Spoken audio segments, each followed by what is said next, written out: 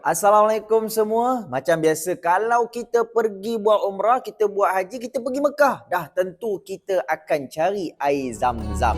Kalau tak dapat air zam-zam, rasa macam rugi sangat kita ziarah ke sana. Betul tak? Jadi, macam mana boleh ada air zam-zam? Dah tentu berpunca daripada telaga air zam-zam. Nah, hari ni saya nak ceritakan sirah macam mana air zam-zam ada dan macam mana telaga zam-zam itu boleh wujud sampai ke hari ni. Asalnya, apabila Nabi Ibrahim AS membawa Siti Hajar dan Ismail untuk duduk menetap di Makkahul Mukarramah, waktu tu belum ada apa-apa lagi yang wujud dekat kawasan Makkahul Mukarramah. Dan ketika itu memang kering kontang. Ketika itu jugalah Siti Hajar berlari-lari daripada Bukit Safa ke Marwah untuk mencari air. Akibat daripada mencari air tersebut, hikmahnya Allah Subhanahu Wa Taala memberikan kelebihan mukjizat kepada Nabi Ismail AS.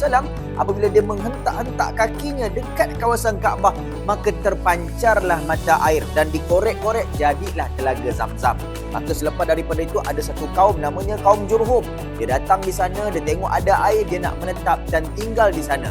Dan apa yang berlaku kepada kaum Jurhum, dia meremehkan Kaabah. Dia buat tahu tak tahu, dia buat endah tak endah. Akhirnya dia dihalau, diusir daripada Kaabah. Dan pada ketika itu beliau dijajah oleh kaum Khuza'ah. Disebabkan marah dan geram supaya kaum Khuza'ah pun tidak dapat menggunakan telaga Zam-Zam, mereka timbus telaga Zam-Zam itu.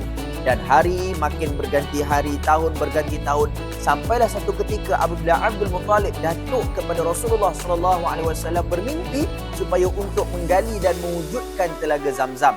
Dan pada ketika itu, dia jumpa satu tempat, dia gali-gali, dia korek-korek, dan akhirnya telaga Zam-Zam dapat digunakan. Alhamdulillah, itulah yang dapat kita manfaatkan sehingga ke hari ini. Di mudah kata, cerita telaga Zam-Zam ni cukup istimewa. Ada banyak lagi perkara-perkara menarik, ada banyak lagi perkara-perkara istimewa berkaitan dengan ciptaan ataupun kisah macam mana adanya telaga Zam-Zam. Dan insya-Allah, kalau kita dapat tekuni bagaimana hebatnya air Zam-Zam yang ada dan bermula sejak daripada Nabi Allah Ibrahim AS sehinggalah kepada kita Nabi Muhammad SAW, sehinggalah ke umat akhir zaman, maka ianya memberikan manfaat dan kebaikan kepada kita semua. Kalau anda dah pernah rasa air Zam-Zam, dah tentu nikmatnya, sedapnya tak boleh untuk kita bandingkan. Jadi apa lagi? Kalau nak tahu tentang sirah-sirah yang istimewa, yang teragung tentang Rasulullah SAW, inilah jawapannya, buku sirah yang saya miliki. Saya nak baca lagi lah.